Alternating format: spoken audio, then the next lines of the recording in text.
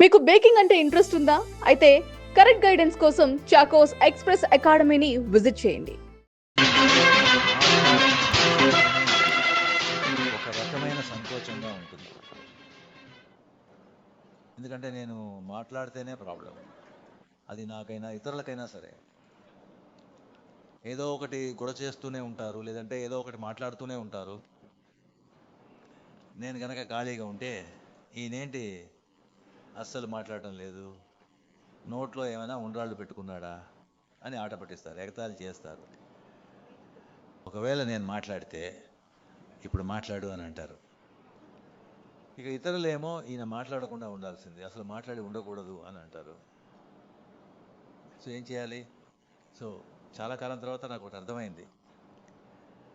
మనల్ని ఇష్టపడిన వాళ్ళకి మనం ఏం చేసినా సరే, ఏది చేసినా సరే అస్సలు నచ్చదు.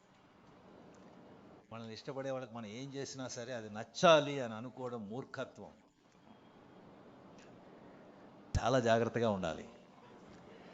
ఈ వేడుకకు విచ్చేసినటువంటి కలైపులి థాను సార్ గారు, తమిళ్ కుమరన్ గారు, కన్నన్ గారు మరియు మధురై సెల్వం గారు,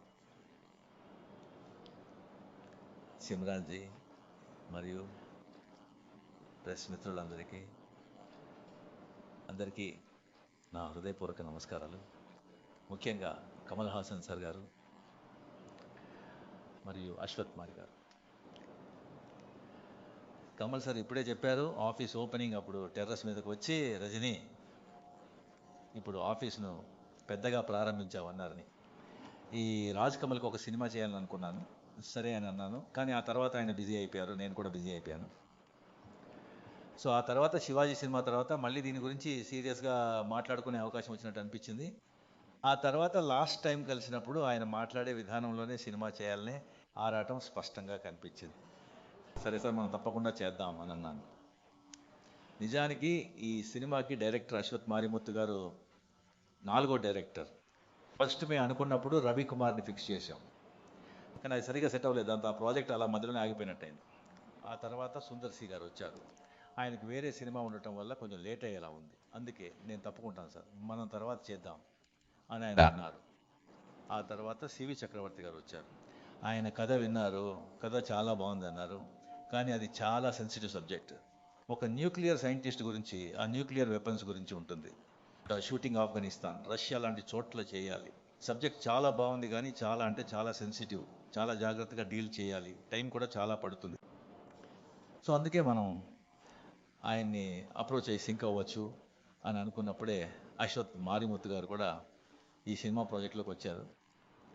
కమల్ గారు ఇందాక చెప్పినట్టు నాకు ఈ టెన్షన్ ఎందుకంటే, ఆయన రజనీ గారిని పిలిచినప్పుడు నేను కథ వినను, ఏమీ అడగను, అంతా మీకే వదిలేస్తున్నాను, మీరు ఏం చెబితే అది మీరు చేయండి అని ఆయన చెప్పేశారు. అదే నాకు పెద్ద టెన్షన్ అయిపోయింది. అంత పెద్ద జాంబవాన్ గారు ఫుల్ రెస్పాన్సిబిలిటీ మన మీద పెట్టేసిన తర్వాత ఆయన అలా చెప్పాక నేను కమల్ గారితో అన్నాను, లేదు కమల్ సార్, ఈ కథ, ఈ రెస్పాన్సిబిలిటీ ఇవన్నీ మా నెత్తిన పెట్టేయకండి, మీరు కథ విని ఓకే అన్నాకే నేను చేస్తాను అని ఫోర్స్ చేస్తే అప్పుడు ఆయన కథ విన్నారు. కథ విన్నాక ఎస్ చాలా బాగుంది అన్నారు. ఈ విధంగా ఈ సినిమాను ముందుకు తీసుకెళ్తున్నాం. తప్పకుండా మనం ఏం చెప్పినా ఏం చేసినా అశ్వత్ మారిముత్తు మీద పెద్ద రెస్పాన్సిబిలిటీ ఉంది. దానికోసం అంతా మీ మీద వేసేయము. 100% మనమంతా కలిసి, ఇదంతా ఒక గ్రూప్ వర్క్, ఇది ఒక కంబైన్డ్ వర్క్, ఇది ఒక టీం వర్క్. మనమంతా కలిసి కేవలం సక్సెస్ కోసమే కష్టపడతాం. సినిమా బాగా వస్తుందనే నమ్మకం నాకు ఖచ్చితంగా ఉంది. వెరీ ఎనర్జెటిక్ డైరెక్టర్ గారు, యంగ్ బ్లడ్. ఆయన తీసిన ఆ డ్రాగన్ సినిమా చూశాను, అది నాకు చాలా బాగా నచ్చింది. అది కేవలం ఎంటర్టైన్మెంట్ మాత్రమే కాదు, చాలా డిఫికల్ట్ సబ్జెక్ట్ కూడా. అందులో ఒక మంచి మెసేజ్ కూడా వాళ్ళు ఇచ్చారు, అది ఎక్సలెంట్. ఆయన మంచి కెమెరామెన్, క్రూ ఉన్నారు. సినిమా చాలా చాలా బాగా వచ్చింది. దేవుడి పుణ్యమా అని ఇది బాగా వస్తుందనే నమ్మకం నాకుంది. ఇక కమల్ గురించి, నా ఫ్రెండ్షిప్ గురించి ఎంత చెప్పినా అది తక్కువే. ఆయన నాకు చేసిన సాయం కానీ, ఎంకరేజ్మెంట్ కానీ, కోఆపరేషన్ కానీ, వీటిని ఏమని చెప్పాలో నాకే అర్థం కావట్లేదు. చాలామందికి తెలియదు, 75, 76, 77 ఆ టైంలో ఆయన ఒక బిగ్ స్టార్. అప్పుడే నేను కొత్తగా ఇండస్ట్రీలోకి వచ్చాను. ఇళమై ఊంజలాడగల సినిమా చాలామంది చూసే ఉంటారు. నాకు మంచి పేరు ప్రఖ్యాతలు తెచ్చిన సినిమా అది. నిజానికి ఆ సినిమాలో నేను చేయాల్సింది కాదు, ఆ క్యారెక్టర్ జయ గణేష్ గారు చేయాల్సింది. నేను అప్పుడు కన్నడ, తెలుగు, తమిళ సినిమాల్లో బిజీగా ఉండటం వల్ల డేట్స్ లేవని చెప్పాను. అప్పుడు కమల్ ఫోన్ చేసి శ్రీధర్ సార్తో, సార్ ఈ సినిమాలో రజనీని తీసుకోండి అని ఇన్సిస్ట్ చేసి చెప్పాడు.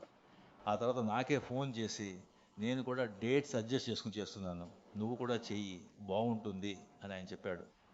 ఆయన వల్లే నేను ఆ ఇళమై ఊంజలాడుగిరి సినిమా చేశాను. అది చాలా బాగా వచ్చింది. అందులో ఒక సీక్వెన్స్ వస్తుంది, సినిమా చూసిన వాళ్ళకి అది తెలుస్తుంది. కమల్ వస్తారు, ఈ పక్కన నిలబడి ఆయన పేరు పిలుస్తారు, కమల్ ఈ పక్క చూస్తారు, ఇక్కడ ఇక్కడ అంటారు. దీనికంటే ముందు నేను డైరెక్టర్ శ్రీధర్ సార్తో మాట్లాడుతున్నప్పుడు నేను ఇలా చేస్తున్నానని చెప్పినప్పుడు శ్రీధర్ గారు, బాగుంది కానీ కమల్ ఏమైనా తప్పుగా అనుకుంటారా అని అడిగారు. నేను లేదు సార్, ఖచ్చితంగా అనుకోరన్నాను. ఆయన సరే చూద్దామన్నారు. సరే కమల్ వచ్చారు. నేను ఆయనతో ఈ విషయం చెప్పినప్పుడు కమల్ ఇక్కడ రజనీ సూపర్ అని చెప్పారు.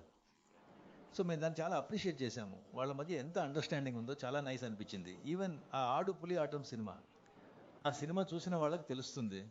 ఒక మోటార్ వెహికల్ని రిపేర్ చేస్తూ ఉంటాము, అలా చేస్తున్నప్పుడు ఇన్స్పెక్టర్ వచ్చేస్తాడు, పోలీసు వచ్చేస్తాడు.